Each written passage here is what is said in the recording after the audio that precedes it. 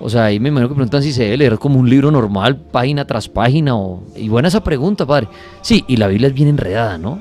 Sí, es muy compleja, mire, tanto así que hasta los años 50 aquí en Colombia, en muchos países, la prohibían porque decían que se volvían locos y que era pecado, entonces estaba en latín.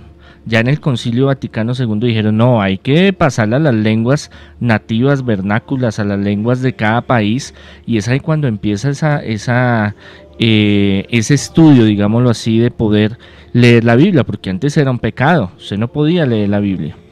Ahora, la Biblia es uno de los libros, Biblia viene de biblios, que quiere decir colección de libros. Okay. Hay varios temas y varios libros en esa colección. Y para entenderlo, eso no es que usted coja y abrió y dice, ay, sí, esto y lo otro, y ya entendí. Es muy complejo, hay que estudiar, porque la Biblia habla de muchos géneros y de muchas formas.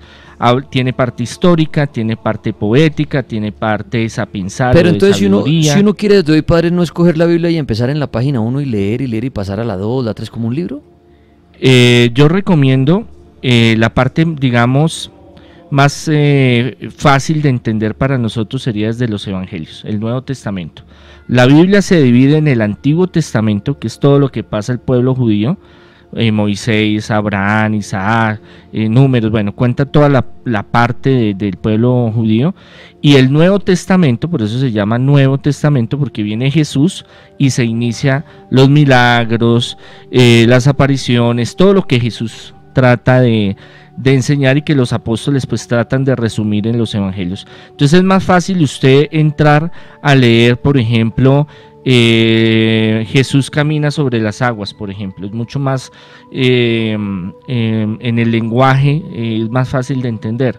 Si usted empieza por el Génesis, entonces usted empieza, que es el primer libro, Génesis en griego quiere decir orígenes, vemos en que en 7 días hizo la creación Dios, vemos a Adán y Eva, pero ¿qué pasa? Va a ser un lenguaje más complicado de entender, porque la Biblia también habla de analogías y de símbolos, y por ejemplo los números tienen un significado. El 1 es el inicio y el 7 es la perfección, por ejemplo. En el libro de sabiduría dice, para Dios un año puede ser 1000 años y 1000 años para Dios puede ser un día. Okay. Entonces no está hablando tanto exactamente que fueron 7 días que creó el universo. Entonces entrar, por ejemplo, a ver números, a ver otros libros del Antiguo Testamento, hace de que si usted no tiene una preparación, usted quede como, ¿y esto? ¿Y por qué la Biblia saltó de esto a lo otro? ¿Y cómo es que yo voy a entender? Toca empezar a estudiar. Eso no es coger y empezar a leer de una y ya. No, porque ahí nos vamos al fanatismo. Entonces, por ejemplo, cuando Jesús dice, si tu mano te hace pecar, si tu ojo te hace pecar, córtate tu mano y sácate tu ojo, porque es preferible que llegue al reino de los cielos manco y ciego que condenarse. Entonces hay que darle un sentido, que eso se llama la hermenéutica o exégesis también, interpretación, y también los hechos en ese tiempo, de que Jesús no va a querer que todo el mundo, Dios sabe que tenemos imperfecciones y Jesús sabe que cometemos errores. Entonces Él no le va a decir, que sáquese sus ojos, que es uno de los dones tan preciados que tenemos, para decir, no, es que yo estoy con Jesús y me saco los ojos. Es una interpretación que Él está dando, y que nosotros también debemos de entender. Cuando lo vemos así fanáticamente, fundamentalistamente, cuando decimos es que es así literalmente como está escrito, entonces nos vamos a los fanatismos y a los problemas, y mucha gente pues cree que lo que está ahí es exactamente como fue. Hay muchas cosas que sí fueron exactamente como sucedieron y otras son de interpretación. Entonces hablan de muchos lenguajes al tiempo y muchas formas de expresión y muchos símbolos que en ese tiempo tenían un significado que ahora tienen otro.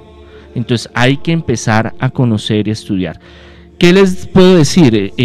Los proverbios son el libro de sabiduría nos llenan de bastantes consejos prácticos y los pone en práctica. Los evangelios, entrar a los evangelios es algo donde vamos a ir conociendo un poco más de lo que Jesús y los apóstoles vivieron y la tradición de la iglesia en cuestión de Jesús, y eso nos va a ayudar a entender muchas cosas. Pero es como si usted tiene un libro de mecánica y usted coge el manual de mecánica y va a decir, yo voy a reparar el motor de mi carro porque se dañó. Y usted empieza a desbaratarlo y usted empieza que la bujía y que la chumacera y que esto y lo otro, y después usted dice, pero es que mire, yo miro el manual, pero esto no me casa, esto no es así. Entonces la Biblia también necesita estudio, necesita compromiso, necesita oración, necesita tiempo para analizarla. Muy bien, La Mega, buenas noches. Buenas noches, Cepas. Bienvenido, amigo. ¿Cuál es su pregunta para el Monseñor Andrés? Monseñor, buenas noches. Habla con William Murcia de Cali. Monseñor, pues tenía un parcito de preguntas que... Elija una pregunta, por favor. Pero la una es la vida de Cristo, porque siempre la cuentan de los 30 a los 33. O sea, no hay un libro que especifique pues la vida de Cristo de los 0 a los 30. ¿Por qué? ¿Por qué no se habla de Cristo de los 3 a los 30 años? Eso lo entendí, sino de los 30 a los 33. Bueno, hay una parte muy importante que la Sagrada Escritura, los evangelios y los libros apócrifos o secretos, un día estos hablamos sobre los libros apócrifos y secretos, los judíos no escriben como nosotros escribimos. Usted en literatura occidental, usted tiene un inicio, una trama y un desenlace. Usted tiene una historia cronológica que empieza en algo y termina en algo. Ellos tienen un inicio, tienen un final, pero ellos se saltan periodos históricos, periodos de edad, periodos, por eso desde los 12 hasta los 30 años no hay muchos detalles en los evangelios, porque doctrinalmente no es una materia. Cuando escribieron los evangelios, cuando se reunieron, y eso fue un periodo de varios años, querían recopilar las enseñanzas y la doctrina más importante de Jesús. Entonces muchas cosas de que si Jesús, por ejemplo, ¿qué hizo a los 14 años, por ejemplo? Si no es doctrinal, o sea, si no va a aportar para uno crecer espiritualmente, para el reino de los cielos, los autores fueron desechando eso. Tanto así que usted no encuentra ningún escrito que hable de la parte física de Jesús. Porque para ellos no les importaba si era alto, gordito, negrito, acuerpado, ojos verdes como la visión americana o gringa de Inglaterra de Jesús, o si tenía el pelo largo o corto. Hay algunos escritos donde hablan y algunos grabados donde muestran más o menos la fisionomía de Jesús, que es más o menos la que conocemos, pero pues no tan mono, ¿no? Un poquito más hacia el lado del oriente. Entonces hay muchas cosas que no aparecen, porque no, para los escritores no era de curiosidad, que si Jesús le gustaba dormir en la sala o en el cuarto de él, por ejemplo, eran cosas que no, para ellos no lo veían práctico y no lo veían doctrinal, sino más bien por curiosidad, y por eso muchas cosas las dejan al lado de, por ejemplo, si Jesús le gustaba comerse 3 panes o 2 panes. O sea, eso es de curiosidad interesante para nosotros, pero doctrinalmente no aporta hacia lo que los autores querían, que era que la gente entendiera cuál era el mensaje de Jesús y la doctrina hacia la salvación. Acá hay una pregunta interesante antes de ir a las líneas. Para esta época dicen, según el Papa, el Vaticano y la Iglesia Católica, ¿cómo se debería celebrar la Navidad? O sea, ¿cómo es la Navidad? ¿Cómo debería ser realmente? ¿Una misa o qué pasa? Bueno, desde hace muchos siglos la Iglesia viene haciendo una tradición, una conmemoración. Hay un programa en YouTube que hablamos sobre la verdadera fecha de la Navidad, o sea, es una conmemoración, más no quiere decir de que Jesús nació el 24 de diciembre. Y eso lo hemos hablado ya en varios programas. A través de los siglos se fue creando una liturgia, o sea, una forma de rituales para celebrar y conmemorar el nacimiento de Jesús. Entre ellos, después de San Francisco de Asís, que es el que retoma muchas costumbres de diferentes lugares y dice, bueno, voy a hacer el pesebre y vamos a hacer algo en vivo y todos los días vamos a hacer una oración especial, y eso se fue convirtiendo en lo que llamamos la novena de aguinaldos o la novena de Navidad. La Iglesia tiene varias ceremonias durante este periodo y varios contenidos importantes, en lo cual que se llama al compartir, a la paz, a la renovación, a ese anhelo de que Jesús vuelva a nacer en nuestros corazones, el encuentro también con la iglesia, el compartir, el celebrar. Eso sería, digámoslo, no es tanto de la versión materialista o europea o gringa, perdón, de los regalos, ¿no? El Papá Noel que llega y le da su regalo, es más como la conmemoración de que Jesús viene, qué alegría que Él viene a salvarnos. Entonces toda la liturgia y todas las ceremonias giran alrededor de dar gracias al Señor, de sentirnos contentos, de unirnos. O sea, es una fecha muy bonita de encuentro. Y ya después viene lo que son los regalos, que pues también es una forma de demostrar el cariño y el amor que todos nos tenemos. La Mega, buenas noches. Hola, buenas noches, ¿cómo están? Bien, gracias. ¿Cuál es su pregunta para el monseñor? No, pues normalmente en la Eucaristía, cuando leen un pasaje de la Biblia, entonces dicen palabra de Dios, uno se queda pensando a través de la historia qué tan manipulada pudo ser por el hombre la Biblia, las Escrituras, y si de pronto a través de la historia de... Perdón, ¿qué? ¿Aló? No, la llamada la perdimos. Voy aquí a Twitter, preguntas para el monseñor Andrés.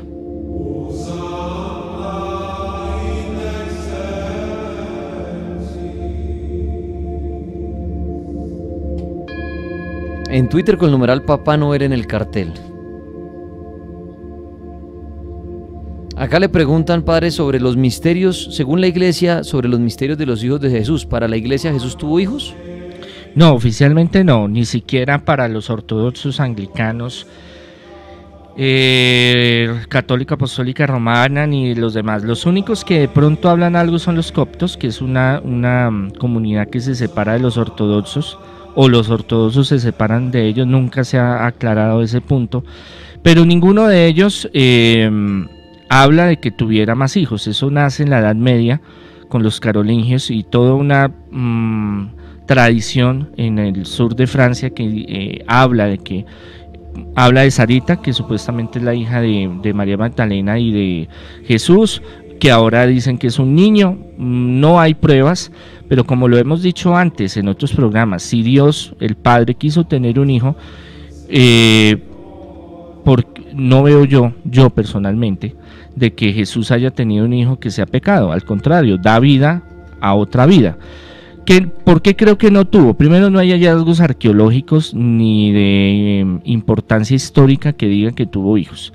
Segundo, él venía a un propósito que era dar su vida por nosotros y traernos la salvación, y él lo tenía claro. Desde el principio que empezó a reclutar a los apóstoles, les dijo todo lo que iba a pasar, que ellos no quisieron entender o no tenían como ese momento, esa madurez espiritual para entender ese sacrificio tan grande que él iba a hacer. Tuvo muchas oportunidades de irse. Hasta un rey de la India le propuso que se fuera, después hablamos de esa historia, y no lo hizo. Y hasta que al frente de Pilatos, y él le trata de ayudar a Pilatos varias veces diciéndole, bueno, pero me dicen que usted es el rey, ¿eso es verdad? Dígame la verdad, ¿eso es así? Y él le dice, tú lo has dicho. Entonces él tuvo muchas oportunidades de salvarse, pero si él sabía, y él lo dijo una vez, así como a Juan Bautista lo persiguieron, a ustedes por mi causa los van a perseguir.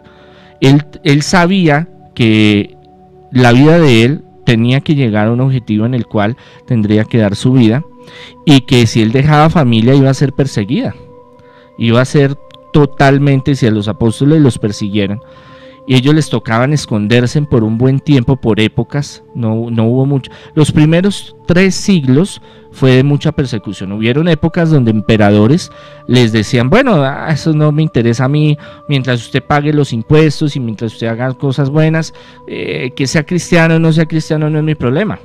Pero otros sí se volvieron terribles, sanguinarios, persecutores de ser cristiano. Entonces no creo que Jesús haya pensado, o yo me pongo en los zapatos de Jesús y decir, yo sé para dónde va, dónde voy a terminar, qué va a suceder, voy a resucitar y toda esta cuestión, a dejar familia, a hijos, hijas regadas por ahí. Ahora, ¿por qué no hay pruebas? Porque para los judíos, y como Jesús lo reconocían como rabino, como maestro, rabí, la mayoría de los rabinos tenía su familia y se veía bien que tuviera familia. No quiere decir de que no todos tuvieran, había gente que no, Juan Bautista no tenía familia, y había gente que se dedicaba a vivir solos, o sea, no procrear, digámoslo desde esa parte, pero no se veía mal que el rabino tuviera familia. Y no hay textos donde hable de que sí estuvo casado, de que tuvo familia, de que se enamoró. Él, en un concilio se habla y se dice, un dogma que hay que se dice, es verdadero Dios, verdadero hombre. Entonces, ¿eso qué quiere decir? De que también muy posiblemente se enamoró de alguna feligrés o pudo haber tenido su romance, pero eso no le quita su divinidad ni lo que vino a hacer. Pienso yo, analizo y digo, si yo fuera Jesús y yo sé que me van a crucificar y me van a hacer un poco de vainas y cosas terribles, yo no voy a dejar por ahí hijos regados que sufran. Malicious, en el vientre del diablo, solo en cines desde el 6 de diciembre. Adam y Lisa son esposos, quienes esperan un bebé, pero sufren un evento traumático que los atormentarán. Malicious, solo en cines desde el 6 de diciembre. Adquiere ya tus boletas en tu cine favorito. Sé testigo. ¿Hay alguien arriba? Del renacimiento del mal. Prepárate para presenciar un fenómeno paranormal que intentará ser parte de ti. Malicious en el vientre del diablo. Solo en cines. Seguimos con el Monseñor Andrés Tirado hasta ahora en el cartel paranormal. Ustedes le hacen la pregunta que quieran relacionada obviamente a los exorcismos, la brujería, la iglesia, Jesús, María, los apóstoles, el diablo, en fin, lo que ustedes le quieran preguntar. La Mega, buenas noches. Se cayó la llamada aquí. Padre, acá dicen otra relacionada a la Biblia. Si siento temor en mi casa por actividad paranormal, ¿es bueno abrir la Biblia, y leer cualquier fragmento? ¿Eso sirve, padre? Claro, mire, ¿O el solo tenerla ahí, por ejemplo? Las letras. Bueno, hablamos de que en el Génesis dice, Dios dijo, hágase el hombre, y el hombre se hizo. Dijo, sepárese las dos bodegas del cielo y de la tierra, el mar y el cielo, y se separó. Y el verbo se hizo carne y habitó entre nosotros. Entonces, la cuestión del verbo, de la palabra, no solo en el cristianismo, catolicismo, sino en todas las demás civilizaciones tiene un poder grande. Aún en la brujería, en la hechicería, en el satanismo, los grandes rituales, grimorios y pactos y toda esa cuestión la hacen es con las palabras. Pero también hay un poder escrito. Entonces el poder escrito trasciende tres cosas muy importantes. El deseo que usted tiene en su corazón por escribir, su mente, lo que está transmitiendo, y la fuerza, la energía física al escribir. Por eso los musulmanes, los hindúes, los budistas, taoístas, indígenas, desde tiempos muy antiguos, sus conjuros, sus invocaciones, momentos especiales, rituales, los escriben, unos con sangre, otros con otros elementos. O sea, la escritura no solo tiene un poder de un lenguaje de comunicación, sino un lenguaje poderoso, místico. Y en el cristianismo, catolicismo, al bendecir y conjurar darle una bendición especial a una Biblia, coge una fuerza especial, y la palabra de Dios que está ahí, o sea, la palabra que se nombra a Dios, tiene mucho poder. Salmos como el 91, que es el que la mayoría tiene, el que vive al amparo del Señor será protegido, el 119, el 23, hay salmos que tienen una fuerza especial. Es más, mire, hay rituales de exorcismo donde, aparte de las letanías, que es repetir ciertas invocaciones a los ángeles, a los santos, hay textos donde se lee cuando hay pasajes donde Jesús exorciza, digamos, a poseídos. ¿Por qué? Porque el renombrar, el volver a revivir ese pasaje tiene una fuerza espiritual. Entonces, ¿qué es importante?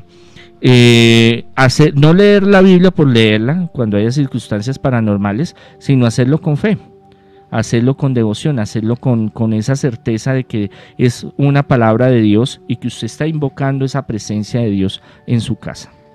La Mega, buenas noches. Sí, buenas noches, Dani, ¿cómo vamos? Bien, gracias. ¿Quién habla? Julián. Julián, gracias por llamarnos. ¿Y qué le quiere preguntar al monseñor? Pues yo sí le quería preguntar qué tiene, por qué el rey Salomón se alejó de la presencia de Dios y el por qué deja registrar las clavículas, en donde habla, o más bien menciona, varios rituales como para manejar fuerzas angelicales y fuerzas del bajo astral. El rey Salomón. Bueno, ya en algunos programas hemos hablado de él.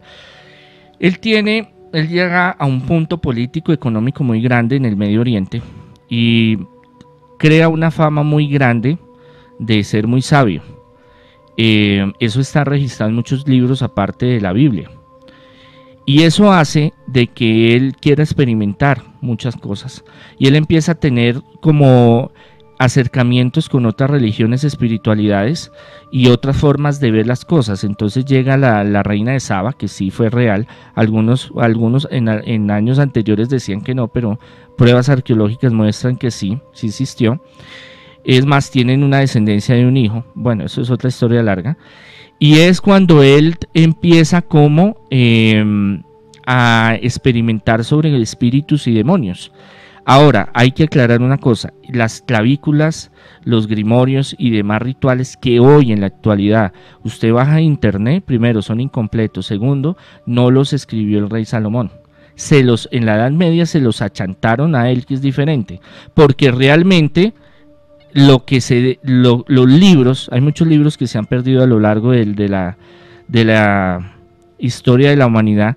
Esos libros que recopilaban ciertos secretos o trucos, igual como el anillo que se habla que es muy poderoso del rey Salomón, todo eso se perdió, como hablamos la vez pasada de muchos artículos religiosos, como el Arca de la Alianza. Son muchas cosas que se han perdido.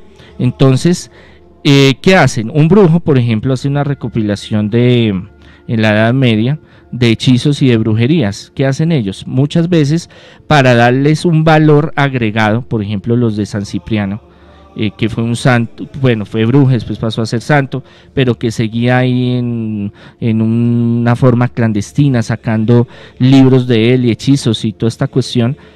Uno decía, bueno, yo voy a coger una parte de este grimorio, que ya es viejo, de algún lado, y yo le meto mi parte, mi fragmento, y aparte digo que es de San Cipriano, para que coja fama.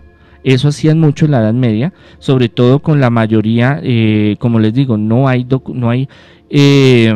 textos que se conserven de el rey Salomón, hasta estos días no los hay. Hay los grimorios, como yo les digo, recopilaciones, las famosas clavículas, que son copia de otros grimorios y otros hechizos y otros textos antiguos que fueron recopilándolos y los fueron armando y dijeron, mire, este es el del rey Salomón. Pero, como les digo, no hay pruebas de que haya esa unidad con él. La Mega, buenas noches. Buenas noches. Gracias por llamarnos. ¿Cuál es la pregunta para el monseñor? Sí, señor. Mi pregunta es, a lo largo de la historia, porque la Iglesia Católica ha cambiado mucho de parecer. Cuando estaba lo de la Inquisición, pues hacían sus respectivas cosas con masacres y eso. Y pues también ahorita, a lo largo de eso, vemos la pederastia y todas esas cosas en cuestión. Y, o sea, yo llegando a la conclusión es que la Iglesia Católica misma se va a ir contradiciendo cada vez más, porque cada vez ella misma se va de para atrás con lo que debe ser, como lo que dice la Biblia, en el orden que es lo original que Dios estipula. O sea, quiero entender, ¿cuál es la pregunta para el padre? Que pues la verdad la Iglesia Católica es un fraude. Eso es lo que quiero decir. Por eso, usted dice es un fraude. ¿Cuál es la pregunta para el padre, por favor? Sí, o sea, ¿por qué esto cada vez siempre quiere quedar bien en el momento?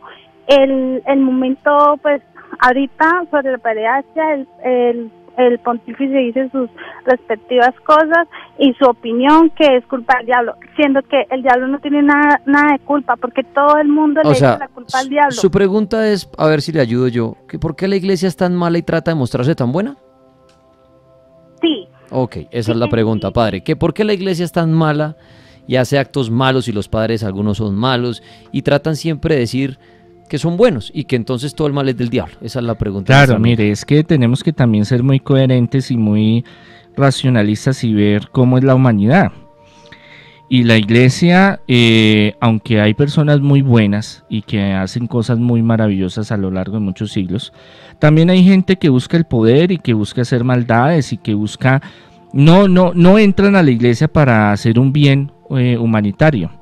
Dios tiene un propósito, pero el ser humano se encarga de cambiar ese propósito, torcer las cosas, como decimos nosotros, para buscar un bien material, digámoslo así, el poder.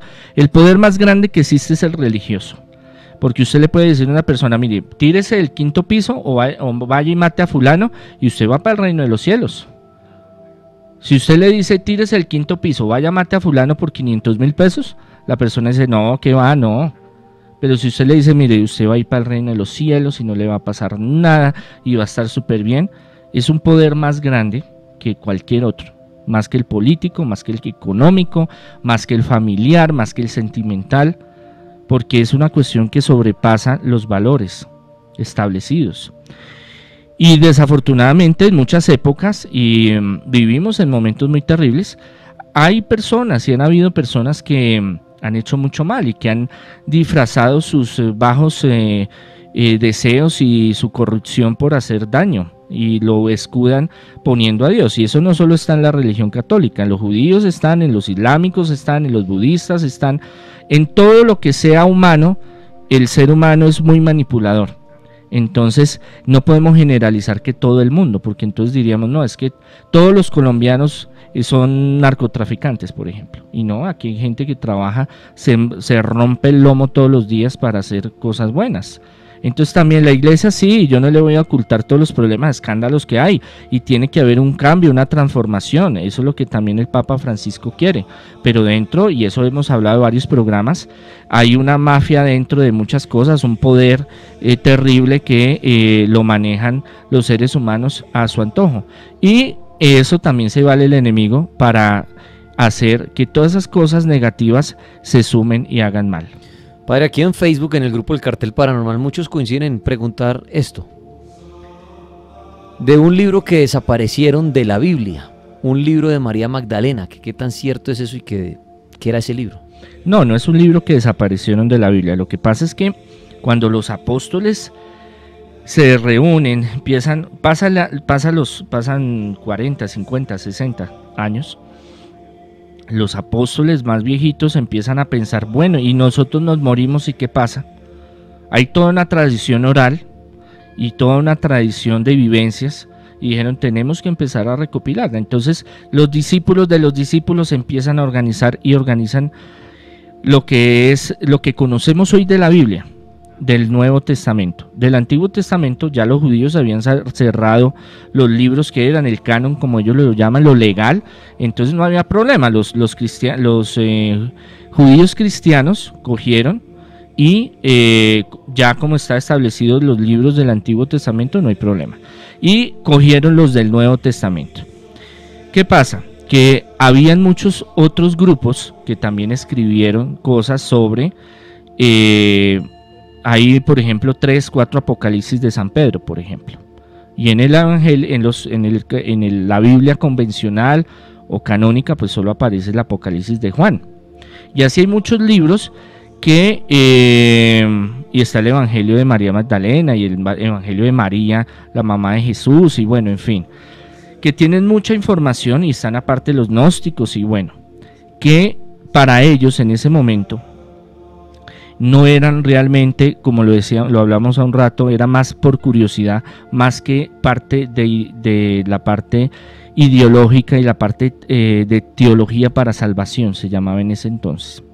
Entonces entre ellos se peleaban y entonces unos se aceptaban unos libros, otros no. Llega Constantino y reúne en el 316 a todos estos obispos, hacen una reunión, un sínodo, que quiere decir una reunión de obispos, donde dicen, yo necesito estabilizar la iglesia en el reino romano, y yo no puedo pasármela diciéndole, hoy sí apruebo un libro y mañana no, hoy sí creo esto y mañana no. que porque el obispo tal cree y el otro no cree. No, yo necesito que ustedes se reúnan y así como lo traen desde los apóstoles, necesito que la parte sustancial de la ideología de Cristo me lo narren y queden en los evangelios. Hasta ahí quedó, por eso hay muchos libros que no entran. Y con el paso de los años se han vuelto a encontrar, desde hace 100 años, 50 años, hallazgos arqueológicos que lo que han hecho es comprobar que esos primeros escritos de los apóstoles, de los discípulos, siguen siendo idénticamente a los que hay. ¿Qué es lo que pasa? Que la iglesia sí ha manipulado mucho, y no solo la iglesia católica, apostólica y romana, también podemos hablar de las evangélicas y de otras. ¿Por qué? Porque ya viene una cuestión de interpretación. Puede decir una cosa la Biblia, pero yo la puedo adecuar a mis intereses. Entonces yo necesito que usted en las cruzadas vaya y mate a un poco de gente allá, mujeres y niños, porque aquí dice que los impíos o los que no están con Dios se van a condenar. Entonces, como están condenados, vaya mi hijo, mátelos, que no pasa nada. Ya bien es una cuestión muy diferente, pero el texto integral, digámoslo así, de los evangelios y de los libros que hay, se ha tratado de mantener muy fidedigno, y eso lo comprueban los hallazgos arqueológicos últimos que se han encontrado. La Mega, buenas noches. Muy buenas noches, Dani, ¿cómo le ha ido, hermano? Bien, gracias. ¿Quién habla?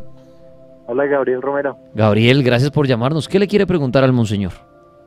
Pues algo bien interesante, es sobre uno de los apóstoles de Salvador Jesucristo que escogió en su ministerio en Jerusalén. Y es algo curioso que está ahí en la Biblia, en el Nuevo Testamento, sobre Juan el Amado, el apóstol Juan, que escribió el Apocalipsis. Ahí en el capítulo 21 de Juan, a partir del versículo 21, estaban hablando Pedro y el Salvador, y en eso entra Juan, y entonces Pedro le pregunta a Jesús sobre Juan, ¿no? ¿Y este qué? Y entonces Jesucristo le dice: si yo quiero que él quede hasta que yo venga, queda a ti, sígueme tú. Y ahí dice que se corrió como el rumor entre los seguidores y discípulos de Jesucristo, que este discípulo Juan, el apóstol Juan, no moriría. ¿Qué conocimiento tienen al respecto de Juan como alguien que no iba a morir hasta que venga Jesucristo? Bueno, mire, a veces creemos que es que el grupo de los apóstoles eran unas amiguis y andaban para arriba y para abajo y que camaradería y venga y que lo quiero y que venga y lo ayude. No, mire, no somos ángeles, los seres humanos no somos ángeles, o sea, no somos perfectos. Tenemos nuestros egos, nuestras soberbias, tenemos muchas cosas dentro de nosotros. Y entre los apóstoles, por eso duraron 3 años, noche y día, Jesús con ellos. Y todo el tiempo usted lee los evangelios y ve cómo Jesús los corrige, les anda duro, porque quieren tener los primeros puestos, quieren mandar, quieren organizar las cosas. Y entre ellos, digámoslo así, se tiraban duro. Es más, los Hechos de los Apóstoles y después otros libros apócrifos hablan de que tuvieron muchas discusiones y muchos problemas que no se supieron entender, pero siempre los unía el deseo de evangelizar, el deseo de llevar el mensaje de Jesús, de amor, de misericordia, de encuentro, así no se quisieran, digámoslo así, es que nos venden esa visión de que se querían y se amaban y andaban de lo lindo. No, ellos tenían unas formas diferentes de pensar, cultura diferente, algunos eran revolucionarios, otros veían a Jesús de una forma. Él les pregunta varias veces, mejor dicho, es un revuelto. Con Juan pasa una cosa, que es uno de los discípulos amados. ¿Por qué? Porque desde muy joven siguió a Jesús, desde los 15, 16 años empezó a seguir a Jesús, ya todos eran maduros. Pero uno de los pocos jovencitos, digámoslo así, de que se pega mucho y que Jesús le tiene un afecto especial. Algunos dicen que era homosexual, eso nunca se ha comprobado. Igual yo no creo que Jesús vaya a ser rechazar. Él nunca rechazó a trabajadoras sexuales, ni publicanos, ni ladrones, nada. Él vino fue a estar con todo mundo y a llevar su amor y su misericordia. Y había un celo con él. ¿Por qué? Porque es que Jesús le tenía como cierta compasión a él, cierto cariño. ¿Por qué? Porque Jesús sabía las persecuciones, porque se los dijo a varios. A Pedro le dijo, mire, llegará un momento en que a usted lo van a abrazar y le van a llevar al sitio donde tú no quieres, dándole la profecía que después lo iban a crucificar también, y así a todos los apóstoles. ¿Qué sucede? Uno de los que por cosas de Dios llegó a vivir muchos años, casi se habla que hasta los 70, no hay una fecha exacta, es Juan, el discípulo amado. Y tiene una vida muy diferente, aunque también le toca vivir cosas muy duras, y casi toda su vida le tocó vivirla en prisión, pero era un prisionero VIP, digámoslo así, no era el que lo tenían allá como los otros apóstoles que les tocaba chupar calabozo y pasar necesidades, no. Era un día estos hablamos bien sobre Juan, el apóstol Juan. Y fue uno de los últimos, por eso se asocia, digámoslo así, a lo que Jesús dijo, de que él iba a estar hasta avanzada edad. En eso se hace digamos, esa comparación de que cuando Jesús dice de que él iba a estar hasta el final. Muy bien, preguntas para el Monseñor Andrés, lo pueden hacer. Vamos con él hasta las 11 de la noche. Aprovechen a preguntar alguna duda de la Biblia, de la iglesia, del diablo, de los exorcismos, de la brujería. La Mega, buenas noches. Hola, buenas noches. ¿Quién habla? Cristian. Cristian, ¿cuántos años tiene usted? 25. Cristian, ¿cuál es la pregunta para el padre? Le iba a preguntar que si los rituales prohibidos por Dios existen o no y por qué no se pueden realizar. Rituales prohibidos por Dios. ¿Cuáles son los rituales, padre?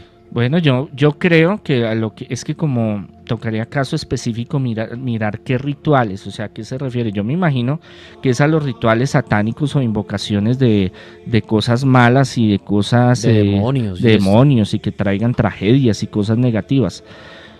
¿Por qué la brujería inclusive? Sí, claro, porque la brujería es hacerle mal a una persona. Uh-huh. ¿Qué pasa? ¿Qué sucede? Cuando nosotros queremos hacer mal, digámoslo así, sin importar qué costo sea y qué rituales haga, digámoslo así, que impliquen ir con el enemigo. El enemigo es un traicionero, debemos entender, es el padre de la mentira. En la Biblia tiene más de 30 nombres diferentes, en el cual usted a esos tipos de espíritus o de almas o de demonios, como los quieran llamar, son espíritus que no son los amigos que nosotros creemos. No es que él me va a hacer el favor y quedamos súper bien. Y a través de la historia se ha visto muchos casos donde recurrir, digamos, al enemigo trae consecuencias nefastas, negativas.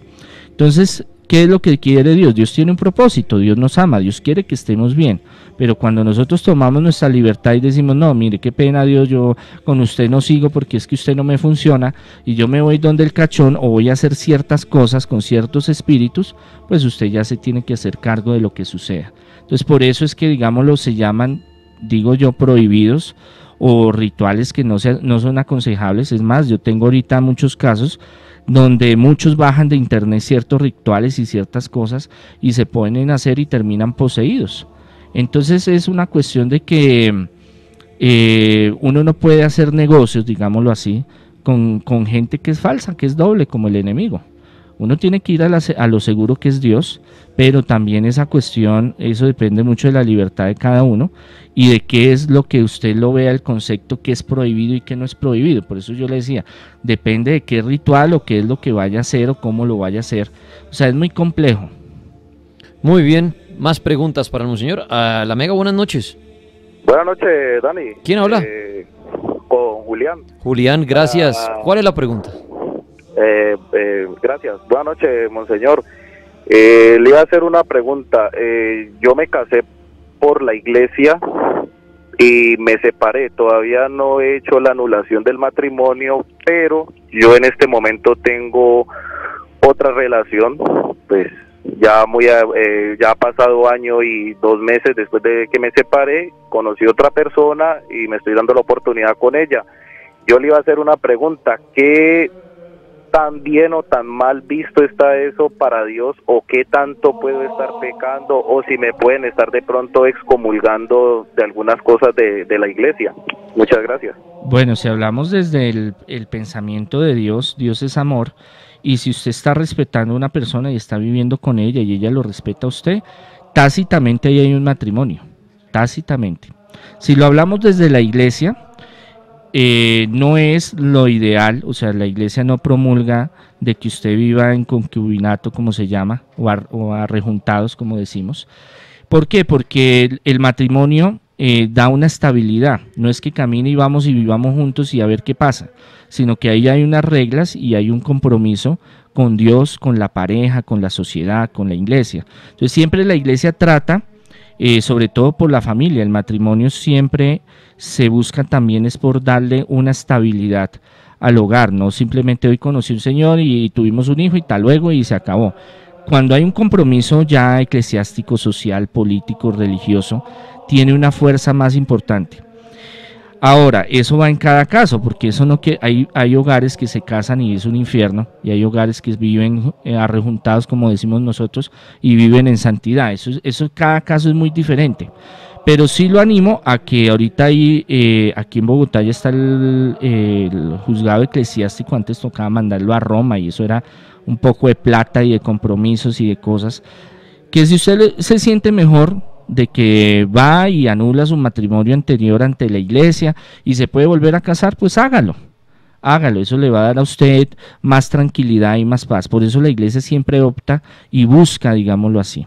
En la parte tradicional obviamente es un pecado vivir así, pero también, como yo le digo, hay que mirar de los dos lados, del hombre y la mujer, cómo va su relación como pareja, pero siempre uno opta que se casen, que hagan las cosas bien.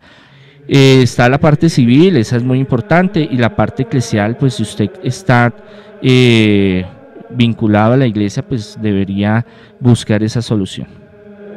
La Mega, buenas noches. Hola, buenas noches. Buenas noches, bienvenido. ¿Cuál es su pregunta? Tengo una pregunta, pues he leído mucho de la Biblia y habla de que el apóstol Pablo dice que logró subir hasta el tercer cielo. Quisiera que me explicara sobre los cielos que habla la Biblia. ¿Sobre los cielos? Sí. Sobre los cielos que habla la Biblia, el tercer cielo y cielos. Sí, habla de 7 cielos, bueno, los islámicos más que todo hablan de los 7 cielos. A ver, es que hay una cuestión de que Jesús solo habla del reino de los cielos. Él no habla, no especifica, digamos lo que hay 1, hay 2, hay 3, hay 4, hay 5, hay niveles, pero por tradición se habla, desde tiempos muy antiguos, que hay diferentes niveles, digámoslo así, hay diferentes cielos. ¿Qué creemos? Que por Jesucristo y el buscar ser una mejor persona en esta vida y el querer estar con Dios, por Jesucristo entramos a recibir el lugar que nosotros queramos estar en el reino de los cielos. Aún los que no crean en Jesucristo ni en Dios, ellos tendrán su oportunidad también, porque lo juzgará lo que es la ley del amor, de la misericordia. No porque usted sea cristiano, católico y todo el mundo, entonces todo el reino, todo el universo entonces se va a condenar porque no conocen o no saben de Jesús. Ahí está la ley del amor, la ley de la misericordia. Entonces Jesús habla solo que hay un cielo, no habla de múltiples, digámoslo así, pero por tradición se habla de que hay varios, y que hay varios niveles donde están los ángeles, y están los santos, y está la Virgen, y están los apóstoles, y el último y el más alto está la Santísima Trinidad, Padre, Hijo y Espíritu Santo. Como es algo incierto, en muchas revelaciones de la Virgen y en otros santos y videntes de otras religiones habla de que hay muchos niveles. En muchas otras religiones habla de que hay muchos niveles diferentes, digámoslo, de conciencia, de ese reino espiritual, de ese otro mundo, digámoslo así. Podríamos llevarnos una sorpresa que cuando saliéramos de acá a este plano terrenal hubiera más reinos, hubiera más niveles, digámoslo así, y pues hasta interesante porque pues se puede conocer más. Pero en lo que en la tradición cristiana católica no se habla de que hay 7 cielos como una verdad absoluta, porque Jesús nunca habló de 7 cielos, pero de que hay un reino y que está preparado para todo el que quiera estar y que quiera vivir la felicidad eterna, es lo que Jesús invita. Aquí hay una pregunta similar a la ahorita, la de la iglesia, monseñor. Alguien pregunta, ¿Me puedo casar una sola vez por la iglesia en la vida? No, usted se puede casar múltiples veces siempre y cuando haya algo en lo cual es muy importante, que es la nulidad, buscar una causa de nulidad. Y eso lo hace un juez. Haga de cuenta como cuando usted va al juzgado y usted se casa por lo civil y después usted vuelve y dice, mire, yo no me entendí con esa señora, da mucha cantaleta, yo ya no puedo vivir, necesito. Entonces entran a un proceso de divorcio. En la iglesia ocurre lo mismo. Le podría decir que el derecho canónico nace primero cuando se fusiona el Imperio Romano con el cristianismo.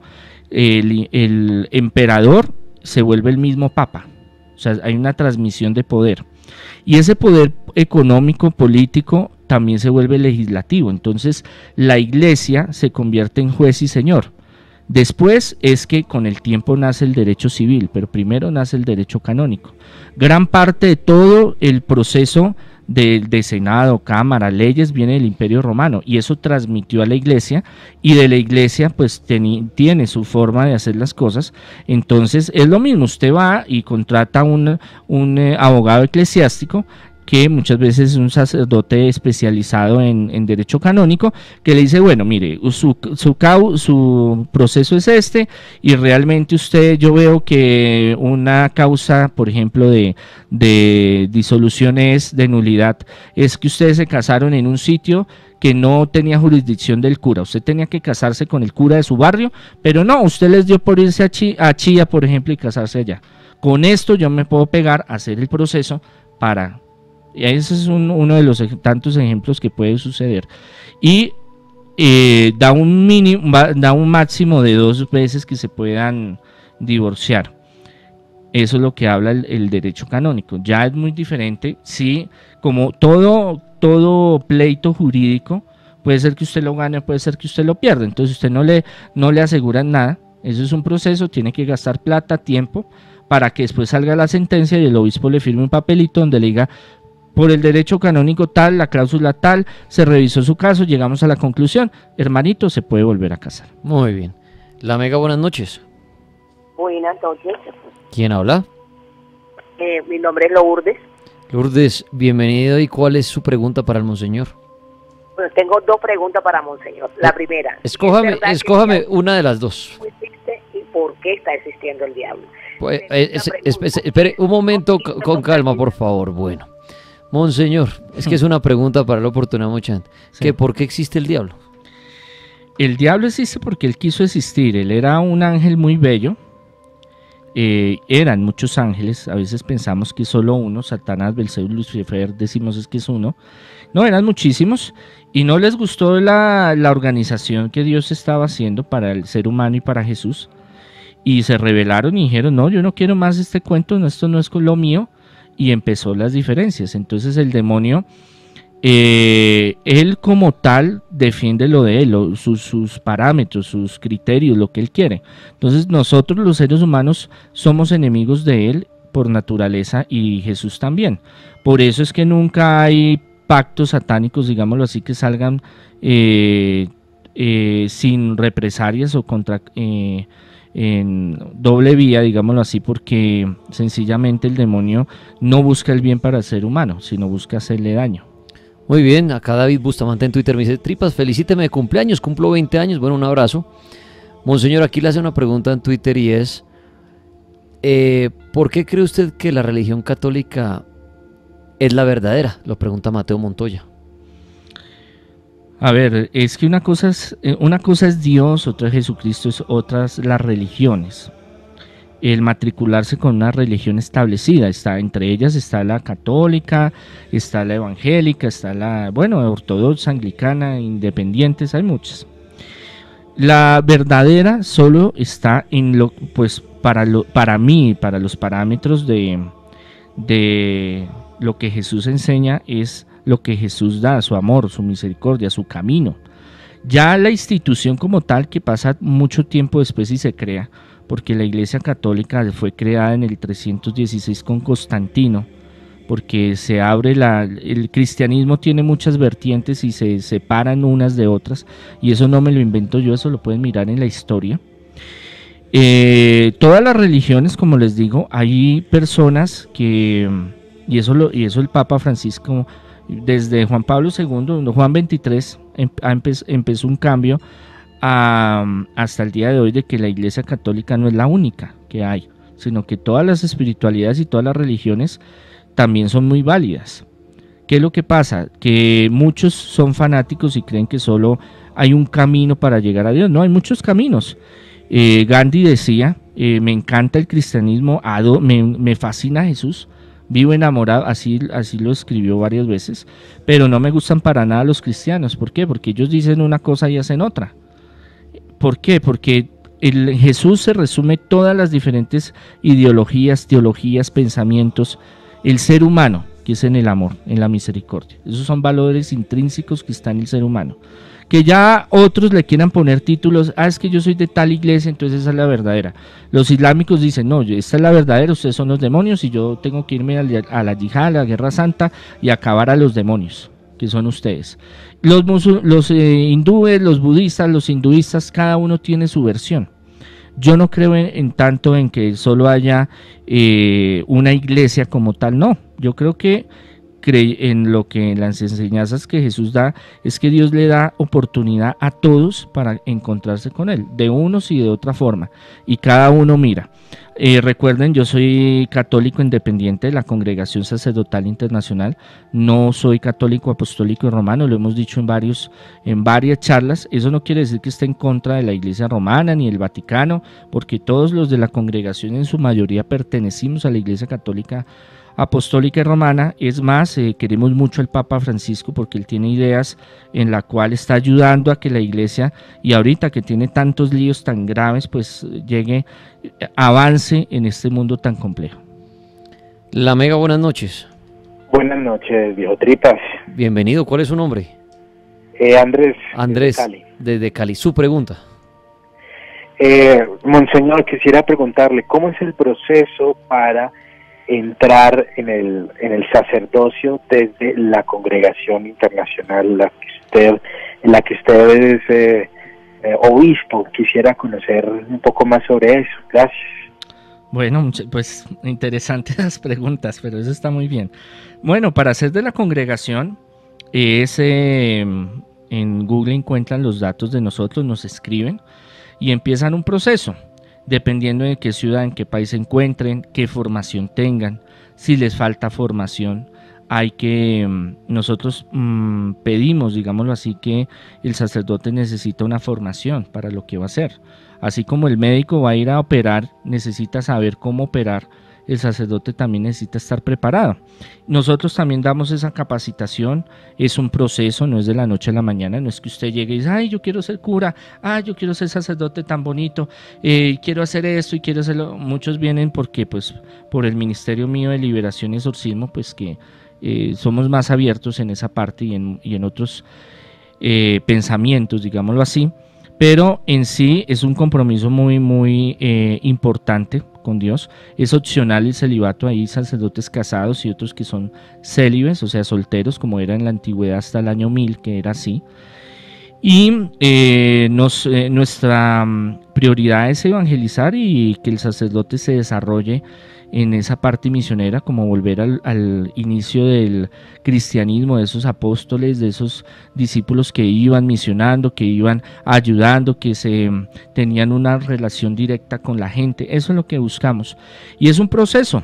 Hay que entrar, hay que hacer una petición de entrada, hay que llenar unos requisitos, unos papeles que pedimos, empezar un diálogo con nosotros, mirar la misión que esté haciendo, el trabajo que esté haciendo, qué formación tiene, si ya es sacerdote de otra iglesia o si tuvo algunos estudios en teología o cuál es su profesión, y de esa forma se va encaminando.